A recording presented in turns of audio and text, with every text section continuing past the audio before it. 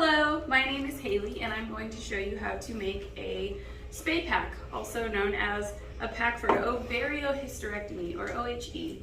So we're going to start by listing everything that needs to go in the pack. You've got 2 drapes, surgical drapes. Hopefully they're fenestrated or not. You got your towel, 10 gauze, 10. I chose the, what is this? Brownettes and forceps.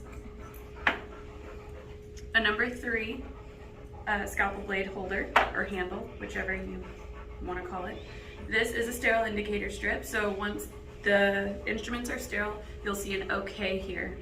If it's not black, you gotta go back and do it again.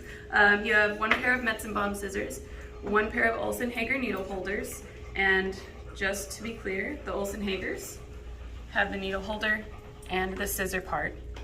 And we prefer these, that way the doctor can do his sutures all in one move. Then you've got 2 Rochester Carmelt hemostatic forceps. I chose 2 Kellys and 2 Cryals, or actually these are the 2 Kellys and these are the 2 Cryals, just in case the doctor likes one over the other. You got your snook hook and 4 backhouse towel clamps. So, the way I like to do this is we're going to organize them smallest to largest,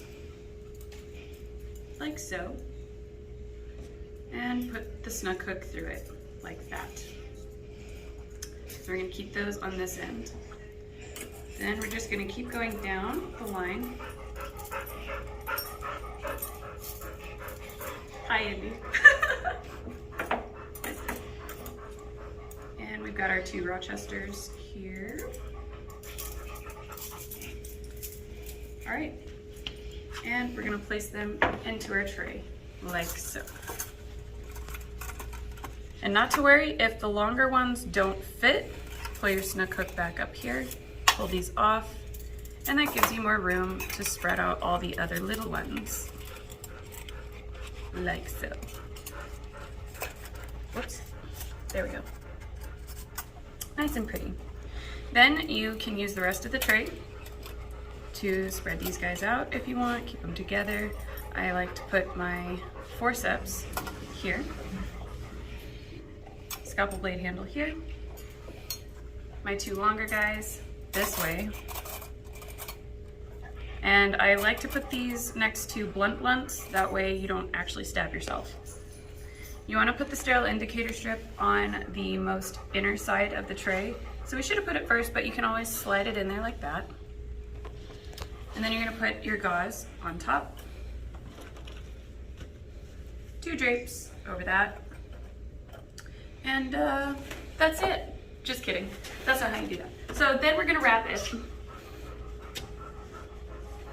like so.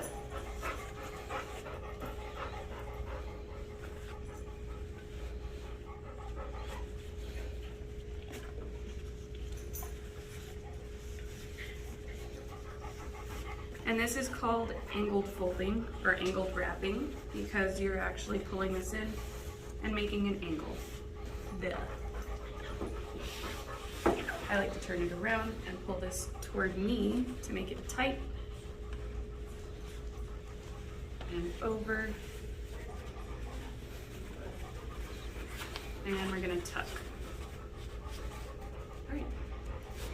Now that this is the first layer, we're gonna put our towel on top, and we're going to wrap it again. Again, angled wrapping. And if Miss R asks you what you're supposed to do after taking stuff out of the laundry, it is lint rolling, which it looks like this needs to be done again because we've used this pack so many times. There's dog hair on it now.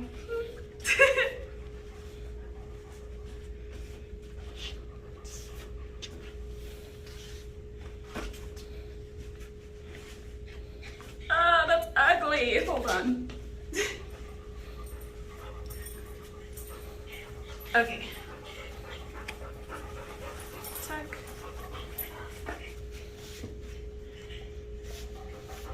And there you have your spay pack And after this, you'll want to wrap a piece of masking tape around it, label it for your doctor so he knows what he's getting into, and then put a piece of autoclave tape over the top before you put it into the autoclave.